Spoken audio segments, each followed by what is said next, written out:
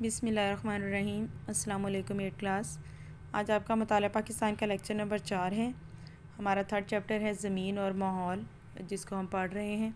آج کل ہم نے اس کا جو ٹاپک پڑھا تھا اہم ماحولیاتی مسائل، اس میں ہم نے کل جس مسئلے کے بارے میں پڑھا تھا وہ تھا سیم و تھور۔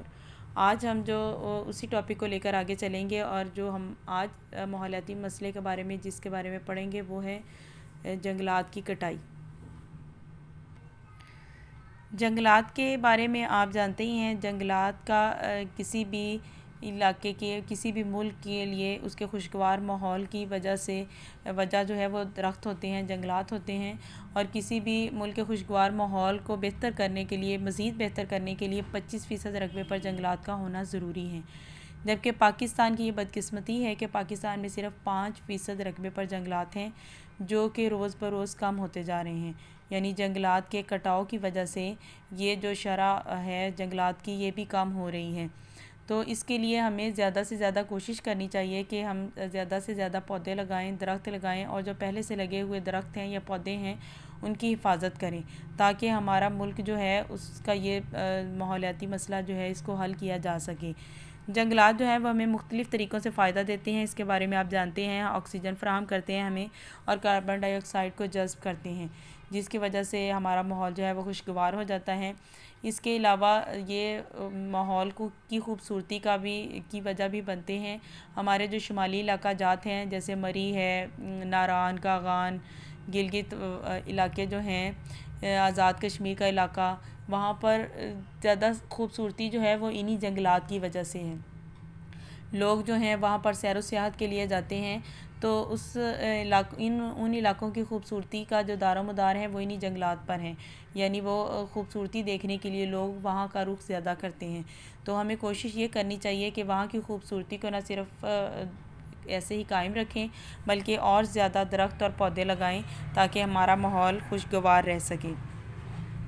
اس کے علاوہ درخت جو ہیں وہ جنگلی حیات کے لیے بھی بہت ضروری ہیں۔ وہاں پر جنگلی حیات اپنی رہائش رہتے ہیں، مطلب رہائش کے لیے بھی ان کو ضروری ہوتے ہیں۔ اس کے علاوہ وہاں سے کافی ساری جڑی بوٹیاں بھی ملتی ہیں جنگلات سے، جن سے مختلف ادویات بنائی جاتی ہیں۔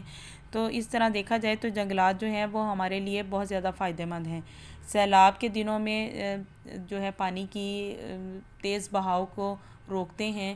اس کے علاوہ پہاڑوں پر جو درخت ہیں ان کی وجہ سے اگر پانی جو ہے وہ تیزی کے ساتھ پہاڑوں سے نیچے کی طرف آتا ہے، جس کے ساتھ وہ مٹی کی زرخیزی کو بھی بہا کر لے آتا ہے۔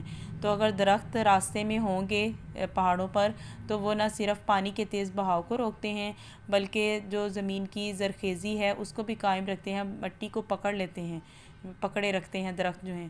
تو اس طرح ہم دیکھیں تو درخت جو ہے وہ ہمارے لیے کافی طریقوں سے فائدہ مند ہیں، لیکن روز بروز ان کی جنگلات کی کٹائی کی وجہ سے ہمارا ماحول جو ہے ناخوشگوار ہو رہا ہے، بلکہ یہاں پر بہت سارے مسائل اور بھی پیدا ہو رہے ہیں۔ دیکھتے ہیں اب ہم اپنے ٹاپک کی طرف۔